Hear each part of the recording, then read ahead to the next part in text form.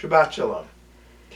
We often assume that the concept of love at first sight is born out of Hollywood. I mean, come on. Let's think about it for a second. You see somebody, and you instantly know that they are the person that you are destined to spend the rest of your life with.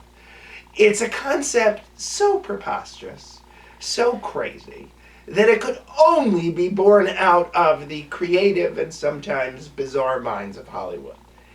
Well, in fact, if we really take a close look, we often see that those minds of Hollywood were probably influenced, and oftentimes, by the Bible, by our Torah, by the prophets. Some of the wildest stories that we see recreated on film actually take their roots and their origins from our Tanakh, our Jewish Bible. Love at first sight is a perfect example. Towards the end of this week's Torah portion, Chaye Sarah, Abraham realizes that it's time for him to find a wife for his beloved son Isaac.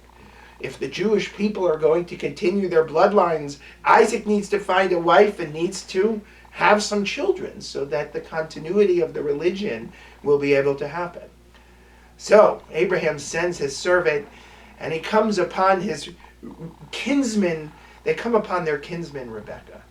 And they see that she is this unbelievably fair woman, but also this generous of spirit woman who gives water, goes and fetches water to not only feed and drink Abraham's servant, but the camels as well.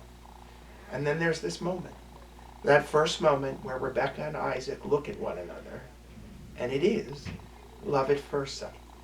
Rebekah, sensing what has happened, that she's looking in the eyes of the person that she will spend her life with, covers her face with a veil, as if to say, I am not available to anybody else.